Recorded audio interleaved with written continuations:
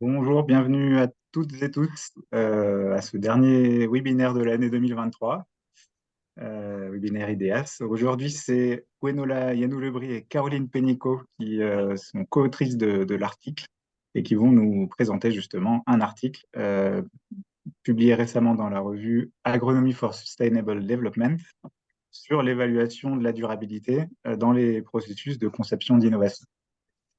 Alors, comme d'habitude, il y aura une phase de présentation et en fin de session, on passera à la phase de questions-réponses. Donc, n'hésitez pas à poser des questions dans le chat chemin faisant. Et puis, en fin de présentation, soit je me ferai le relais des questions, soit je vous donnerai directement la parole. Vous pouvez également lever la main sur Zoom et on vous donnera la parole.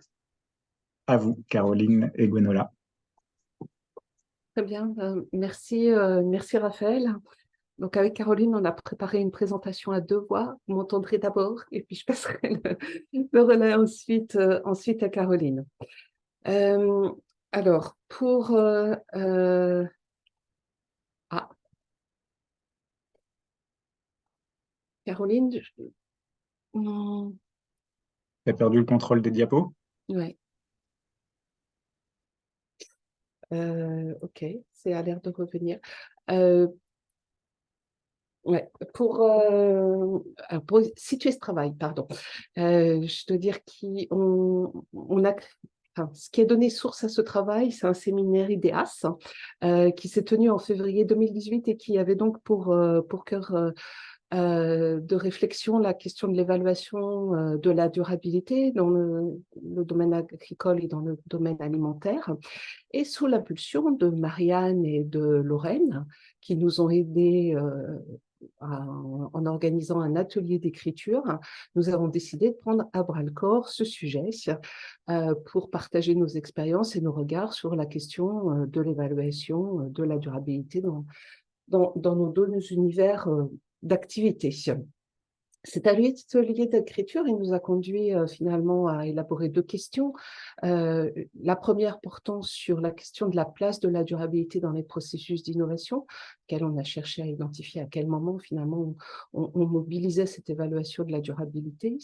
Et une seconde question sur quelle forme, quelles caractéristiques il nous semble que cette évaluation doit recouvrir pour accroître les chances de proposer une solution plus durable au terme du processus de conception. Nous réunir n'était pas si naturel et évident que cela, malgré toute l'envie que l'on avait de partager nos expériences. Et de ce fait-là, assez rapidement, on s'est dit qu'on avait besoin de se construire une vision commune autour d'un objet. Et le sujet qu'on a choisi était celui des biocarburants. Et de ce fait-là, en conduisant une analyse de la littérature sur les productions d'articles qui ont pu être faits sur le sujet des biocarburants, on a analysé ensemble la façon dont la question de l'évaluation de la durabilité sur les biocarburants avait pu être reflétée par les publications de la littérature scientifique. Ce qui nous a conduit à cette conclusion, c'est que la prise en compte de cette durabilité, enfin de l'évaluation de la durabilité des biocarburants, elle avait été très progressive, notamment dans les premières publications. Il y avait une sorte d'idée préconçue que parce que c'était un biocarburant, c'était durable, et puis qu'il a fallu un certain temps pour qu'il y ait des indicateurs qui soient proposés et que cette durabilité soit véritablement discutée sur des arguments un petit peu quantifiés et scientifiques. Donc voilà, ce travail-là, ça nous a permis de mettre en partage nos connaissances, ça nous a permis de faire servir de reflet finalement aux pratiques que l'on avait pu observer dans nos différents projets ou sur le terrain, et c'est ce qui a nourri ensuite notre réflexion. Comme la question qui nous intéresse, c'est quand même l'évaluation de la durabilité de conception innovante dans le contexte des transitions. Ça veut dire de se réinterroger sur ce que ce contexte des transitions il pose comme difficulté à être appréhendé par l'évaluation. Et un des aspects forts, à notre sens, de la difficulté d'appréhender l'évaluation de la durabilité, c'est le fait que derrière la durabilité, il y a une multitude de dimensions qu'on cherche à appréhender. Il y a nécessairement, quand on s'intéresse à la production alimentaire, la question de la sécurité alimentaire, qui peut être qualifiée au travers d'une multitude de critères. Il y a une question de pérennité des capacités des systèmes de production à produire demain. Il y a une question de végétalisation des recettes, d'évaluation des diètes, etc. Donc, il y a une multitude d'objectifs qui peuvent être poursuivis et qui peuvent, de ce fait, donner lieu à des critères qu'on peut avoir envie de mobiliser dans des processus de conception pour évaluer la durabilité des nouvelles solutions. On voit bien que ce sujet des critères et de la façon de les évaluer, c'est des sujets importants parce qu'on a une multiplication des publications qui portent sur ces sujets-là. On voit que, par exemple, sur cette étude, sur cette review, il y a 262 articles qui ont été identifiés, qui couvrent uniquement le secteur agricole, hein, et qui ont pour but de réfléchir à comment évaluer la dimension environnementale dans les travaux du monde agricole. On a la même chose au niveau des systèmes alimentaires et des productions alimentaires avec cet article de Chaudhary et al. De 2018 qui montre qu'il y a plus de 200 critères qui peuvent être utilisés pour évaluer les impacts environnementaux. Et quand on se tourne vers les organismes plus normatifs comme la FAO, on a par exemple la production, le cadre SAFA qui a été proposé par la FAO en 2014, qui propose 21 thèmes et 58 sous-thèmes qui peuvent servir à définir le cadre d'une évaluation de la durabilité pour les systèmes alimentaires. Donc, on a cette question du multicritère, comment le gérer, quels critères choisir parmi tous ces critères-là quand on veut évaluer la durabilité d'une solution agricole ou agroalimentaire. Et il n'y a pas seulement la multitude des critères ou de la pertinence, la multitude de ces critères qui est posée, mais il y a aussi la question de la façon dont le choix de ces critères, finalement, s'adapte plus ou moins à une échelle locale, nationale ou internationale, et qui, pour autant, même quand on travaille à l'échelle nationale, doit nous permettre plus tard de renseigner ou d'être cohérent avec des critères qui peuvent être pris à des échelles supérieures, c'est-à-dire nationales ou internationales. Donc, on voit qu'il y a une multitude de critères qui peuvent pour certains être utilisés à différentes échelles, pour d'autres qui vont plutôt correspondre à certaines échelles, mais qui en tous les cas placent le concepteur devant une grosse interrogation sur le choix des critères qu'il peut prendre pour évaluer la durabilité. Alors pourquoi vouloir des critères pour évaluer la durabilité? Parce que dans tout processus de conception, on essaye de se définir un cahier des charges et dans ces cahiers des charges, un certain nombre de critères qui vont aider à la décision.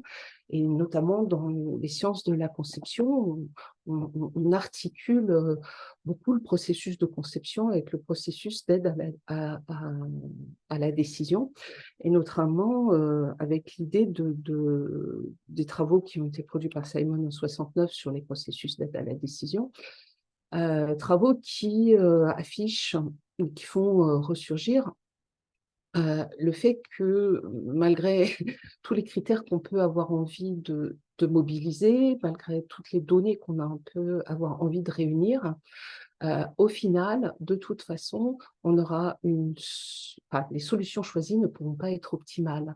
Alors, elles ne pourront pas être optimales parce qu'on sera dans des contextes de rationalité limités, et que ces contextes de rationalité limités seront associés au fait que notre information est incomplète et que même si elle était complète, on ne sera pas nécessairement en capacité de la traiter dans son entièreté.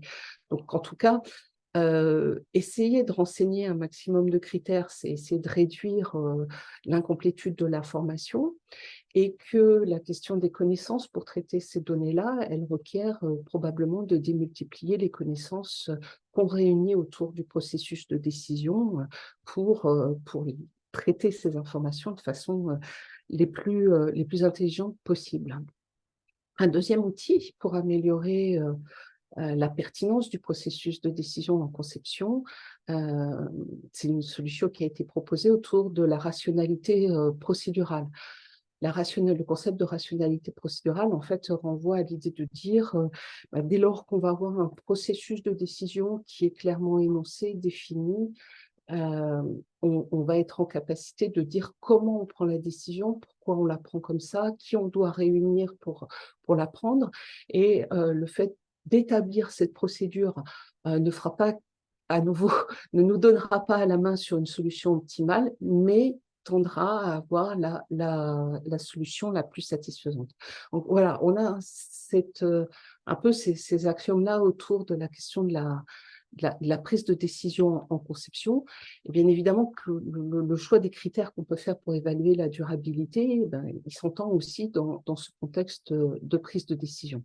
Donc on voit qu'autour de ça, on a une question qui est autour des intelligences qu'on réunit. C'est pas très élégant de le dire ainsi, mais en tout cas, on peut peut-être parler autour des connaissances qu'on réunit pour explorer des questions, autour des connaissances que l'on réunit également pour explorer des problématiques. Et du coup, des acteurs qu'on associe à ces processus d'exploration et de décision. Et puis, on a des questions pour évaluer la durabilité qui veulent dire qu'on traite à la fois du multicritère et du multiniveau dans ces processus de prise de décision. Alors, quand on se penche sur finalement la conception innovante dans le monde agricole, la conception innovante dans le monde plutôt de la transformation alimentaire, quels éléments saillants nous avons vu ressortir de la littérature? Eh bien, dans un premier temps, ce qu'on voit apparaître, c'est que le plus souvent, dans les processus de conception innovante dans le monde agricole, les agronomes sont à la manœuvre pour formaliser le processus de conception. En ce sens-là, on peut dire que le processus de conception, il peut s'apparenter à une activité de R&D qui va comporter 4 étapes. Une étape plutôt de mise en commun, dans des workshops, des étapes ensuite de partage de connaissances et de définition des indicateurs de performance, une étape d'expérimentation à l'échelle de la station, puis de la ferme. Et on a globalement, malgré des boucles de rétroaction, des processus qui sont plutôt à tendance linéaire, revenant partiellement à des étapes antérieures dans un certain nombre de cas. Et puis, une expertise qui reste, semble-t-il, très centrée sur les connaissances des agronomes et sur des expérimentations en terrain ou en modélisation. Dans le monde de la transformation alimentaire, on a quand même relativement peu de publications sur le sujet, de qu'est-ce qu'un processus de conception innovante dans le monde de l'agroalimentaire. Et souvent, on cite les travaux de Earle qui datent quand même des années 2000 sur le sujet de la conception alimentaire. Mais par contre, peut-être ce qui peut être remarquable au regard du processus précédent, c'est que dans le monde agroalimentaire, la question du processus d'innovation, c'est une fonction qui est intégrée à l'entreprise. C'est-à-dire que c'est un métier qui est reconnu dans l'entreprise et qui, de ce fait-là, est normé sur la façon dont il est activé et sur la nature des connaissances qui doivent y être reliées. Donc, logiquement, dans une entreprise bien organisée, il y a différentes strates de capture de la donnée qui doivent venir enrichir ce processus de conception.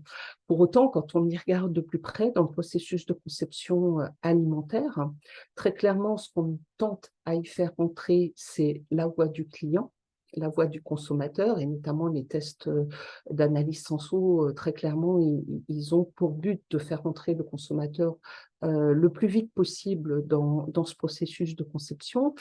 Mais même quand on regarde les approches de design thinking qui sont mises en place actuellement dans un certain nombre d'entreprises, on se rend compte que par contre, sur la dimension de durabilité, d'intégration des critères de durabilité dans ces processus de conception, il reste assez peu présent dans les entreprises. Donc, en synthèse, sur cette revue de la littérature qu'on a effectuée, on est parvenu à identifier, en partageant aussi cette revue de la littérature avec nos connaissances respectives, à établir un modèle assez générique, hein, par ailleurs, qui montre qu'on a bien dans les deux univers, agri et transfo, des étapes assez similaires, hein, de définition du projet, de diagnostic, d'idéation, de prototypage, de développement et d'implémentation, avec quand même des boucles de rétroaction qui se jouent sur les étapes de créativité et de prototypage, mais qui vont avoir des ampleurs différentes, probablement suivant qu'on est dans le monde agri ou qu'on est dans le monde de la transfo. Mais qu'en tous les cas, pour pouvoir intégrer cette dimension enfin, cet objectif de durabilité, on en ressort qu'il est absolument nécessaire que sur les étapes de diagnostic, en l'occurrence, on ait une caractérisation descriptive des systèmes qui soit traité de façon conséquente pour produire suffisamment de connaissances pour les concepteurs qui vont participer à la suite du processus, que l'étape de diagnostic qui est conduite, elle doit nous permettre d'identifier les problèmes existants, leur quantification et les indicateurs qui permettent de les refléter. Mais que pour autant, sur cette étape de diagnostic, on n'est pas en capacité de définir très finement les performances futures du système qu'on veut atteindre, tout simplement parce que on n'a pas suffisamment de connaissances à ce stade-là pour le faire et qu'on ne sait pas nécessairement avec quel indicateur il serait bon de le faire, hein. Cette connaissance, elle progresse sur l'étape, me semble-t-il, d'idéation, parce que tout simplement, à cette étape-là, il y a une définition progressive de l'objet à concevoir qui s'établit, plus peut-être dans le cas de l'agriculture, de façon plus fine dans le cas du monde agricole que dans le cas du monde de la transformation alimentaire, tout en sachant que on a quand même des échelles temporelles qui se jouent dans les deux univers qui sont très différents, parce que dans le monde de la transformation alimentaire, on peut rapidement prototyper, tester, ce qui à l'échelle agricole n'est pas possible sur les mêmes échelles de temps. À l'étape de développement, on voit que que la prise de décision, elle devient l'enjeu de compromis qui se construisent sur les données expérimentales issues des prototypes. Donc là, des choix sont à conduire, et ces choix, ils sont guidés notamment par les personnes qui sont réunies autour du processus de décision, et que pour autant, ce ne sont pas seulement les représentants qui font partie de ce processus de décision qui construisent ce jeu d'indicateurs, mais c'est aussi la confrontation à l'usage des prototypes qui permet d'avoir une vision réelle et effective des solutions qui sont proposées. Finalement, l'étape de développement et de mise en fonctionnement réel des solutions, elle aussi va modifier les indicateurs de performance, parce qu'elle va montrer les effets sur le long terme qui peuvent pas nécessairement être captés dès le processus de conception. Donc tous les effets d'accumulation, les effets rebonds que peuvent introduire le fait d'associer des innovations dans certains paysages vont demander un certain temps pour apparaître, et c'est dans des boucles de rétroaction qu'on va pouvoir les prendre en compte. Donc l'ensemble de ces éléments-là nous a conduit à formuler un certain nombre de recommandations qui ont guidé la suite de notre travail, et en tout cas deux types de recommandations. La première qui porte sur la diversité des connaissances à assembler sur la première étape d'exploration des solutions, enfin des situations existantes, qui réclame de ce fait-là une diversité des acteurs qui conduisent cette exploration. Et une deuxième recommandation qui est que cette diversité, elle puisse être maintenue même sur l'étape d'évaluation des concepts de solutions proposés. Et dans les deux cas, ces deux éléments ou ces deux étapes du processus de conception laissent place, à notre sens, à l'importance des démarches participatives. Caroline, je te laisse la parole. Oui, merci Gwenola. Donc, ça nous permet d'aller vers les caractéristiques de l'évaluation de la durabilité qu'on a mises en évidence, à notre avis, pour que l'évaluation soit à la fois efficace et à la fois utile. Donc, il y a la dimension pratique participative que Gwenola vient d'évoquer, mais il y a d'autres dimensions. Il y a tout le travail à faire autour des critères et des indicateurs, qui n'est pas forcément si évident. Il y a aussi l'idée que l'évaluation, ça doit être un processus adaptatif. Et puis, une dimension un peu sous-jacente, qui est la gestion de l'incertitude. Donc, plus en détail, qu'est-ce qu'on met derrière? Alors, à propos des critères et des indicateurs, dans l'article, on avait remis des choses très générales en sciences de la durabilité et en évaluation multicritères, qui est de se dire que voilà, la durabilité, c'est toujours une question multicritère, forcément, de fait. Et donc, il y a un certain nombre de critères qui peuvent la définir. Alors, très traditionnellement, on a les dimensions environnement, économie, sociale qui apparaissent, mais très régulièrement, la durabilité recouvre aussi des notions de gouvernance, de nutrition, d'éthique, voilà, peuvent recouvrir un certain nombre de dimensions. Et donc, en évaluation multicritère, on a l'habitude de dire que des critères, ils doivent être documentés par des indicateurs qui, eux, sont mesurables. Donc, par exemple, sur le critère environnement, on va mesurer des émissions de gaz à effet de serre. Et un même critère, il peut être décrit par un seul indicateur, par plusieurs indicateurs, et un même indicateur peut documenter un critère ou plusieurs critères. Enfin, voilà, c'est des choses très générales. Et donc, ces critères, ils sont définis en lien avec les objectifs et les contraintes du projet. C'est jamais absolu. Et ce qu'on avait identifié un peu dans la littérature, c'est que pour les études plutôt orientées vers le monde agricole, les premières priorités, les critères qui ressortaient le plus, c'était les objectifs économiques et agronomiques. Et au niveau de l'environnement, ce qu'on identifiait comme enjeu qui ressortait fortement, c'était les pertes azotées, la pollution aux pesticides, l'érosion des sols, les pertes de biodiversité, les émissions de gaz à effet de serre. Et pour le côté alimentation, c'est pas tout à fait pareil. Les premières priorités, ça va être des objectifs technico-économiques et l'acceptabilité des consommateurs via des études de marché, des études consommateurs, comme l'a évoqué Gwenola, et aussi les contraintes réglementaires. Donc voilà, on voit déjà qu'on a des critères, des priorités différentes et donc potentiellement des indicateurs différents. Et donc, si on veut rejoindre agriculture, alimentation, ça peut demander de couvrir un grand nombre de critères et d'indicateurs.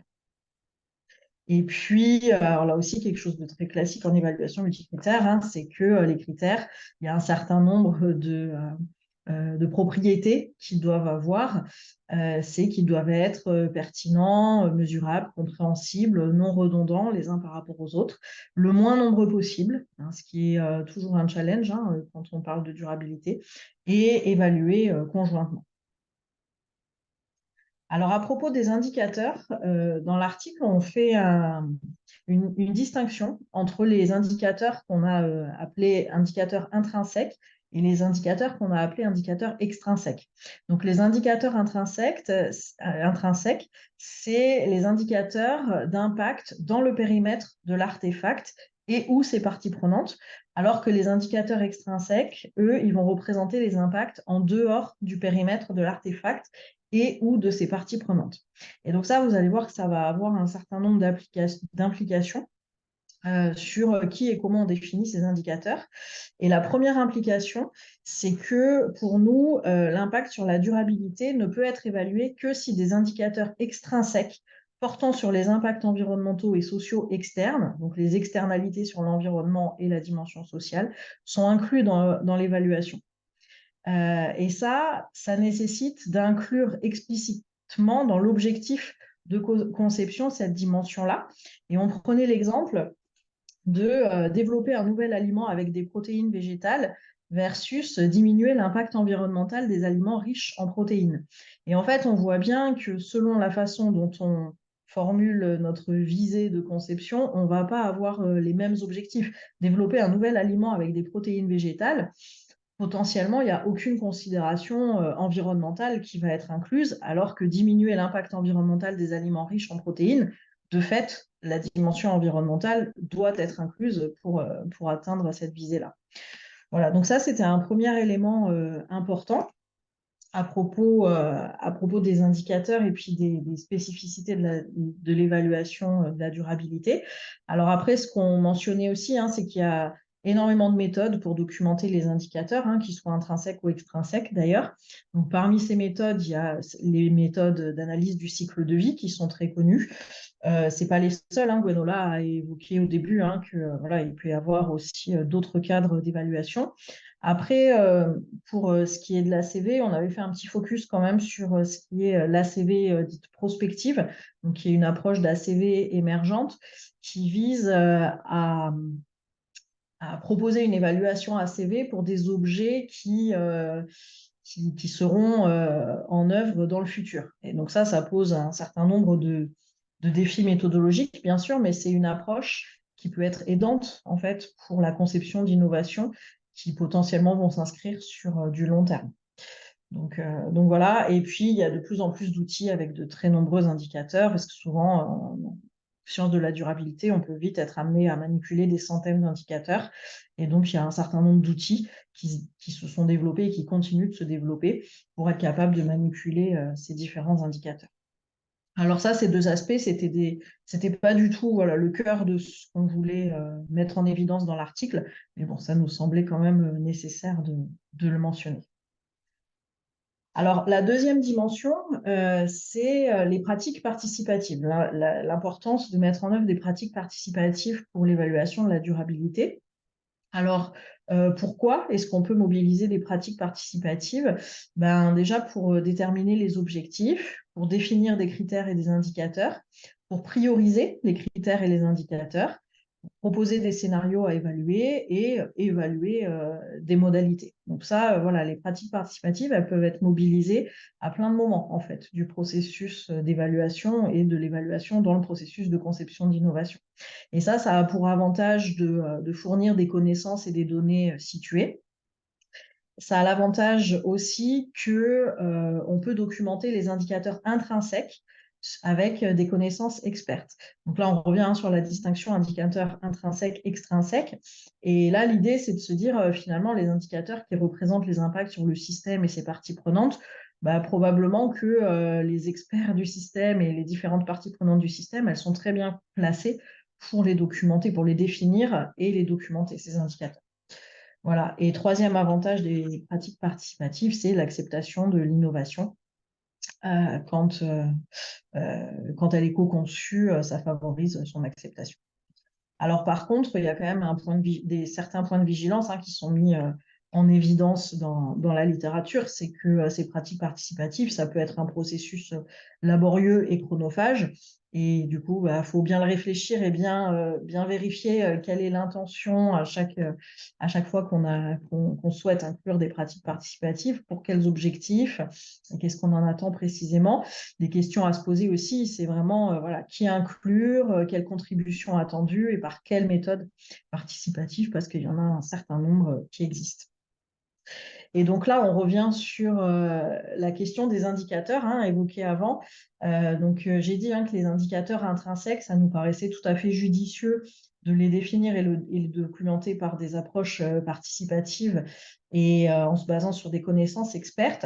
Par contre, pour les indicateurs extrinsèques, ça pose une difficulté potentiellement parce que ces indicateurs extrinsèques,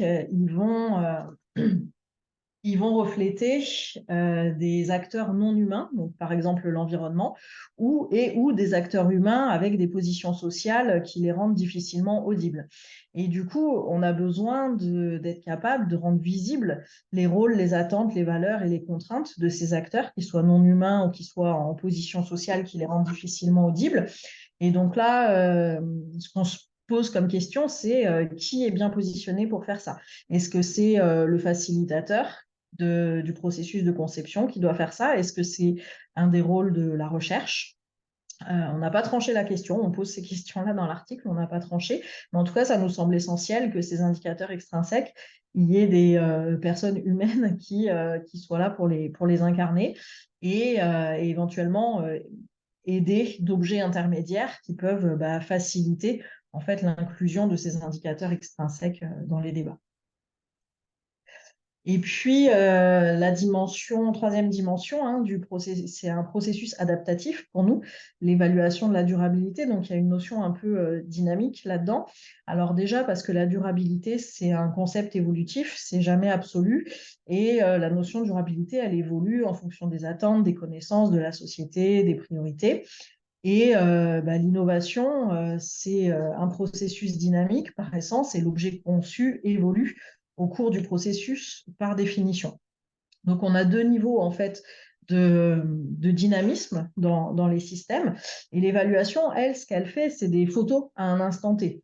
Et donc, dans un processus dynamique, ce qui est nécessaire de faire, c'est de répéter plusieurs fois les évaluations. Donc, Gwenola, elle a montré dans le processus, on identifiait différents endroits où l'évaluation était importante. Et puis, cette évaluation, du coup, elle alimente les boucles de rétroaction éventuellement. Et donc tout ça, ce que ça veut dire, c'est que la forme de l'évaluation et le contenu de l'évaluation, notamment les critères, les indicateurs, ils sont à faire évoluer au cours du temps du processus de conception, mais aussi au cours du temps plus long. Et tout ça en fonction des objectifs, des connaissances, des parties prenantes, des sorties attendues. Et là, un petit point d'attention quand même, c'est que on parle d'évolution, mais la durabilité et le processus d'innovation, ils n'ont pas forcément le même pas de temps d'évolution.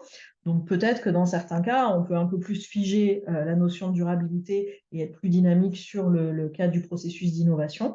Sur l'innovation qui s'inscrit sur le temps long, pas forcément. Donc c'est vraiment à voir au cas par cas. Et dernière dimension des caractéristiques pour nous inhérentes à l'évaluation de la durabilité, c'est la gestion de l'incertitude. Donc là, on vient de dire, la durabilité, c'est une notion qui n'est pas figée, qui reste à définir au cas par cas. Et là, un autre bénéfice des approches participatives, ça peut être d'essayer de trouver un consensus sur, dans notre cas, qu'est-ce que ça serait la définition de la durabilité. On a aussi des incertitudes liées aux données, évidemment, qu'on utilise, puisque les données qu'on va utiliser, on a souvent des questions autour de leur exactitude, de leur précision, de leur représentativité et de la variabilité biologique qu'elles peuvent recouvrir.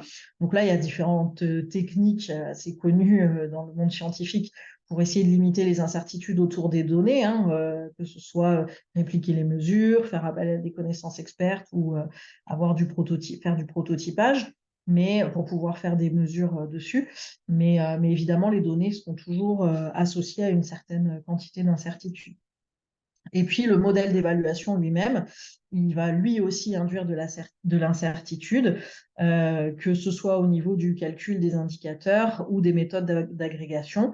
Et ça, à la fois pour des raisons mathématiques de structure de modèle, notamment pour les modèles non linéaires, mais aussi pour des raisons liées aux paramètres, soit leur calibration, leur validation.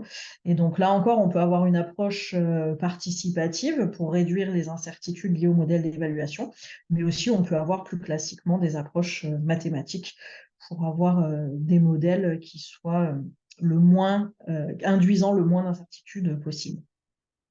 Voilà, mais en tout cas, l'incertitude, on ne pourra jamais l'éviter et donc il est nécessaire de la gérer.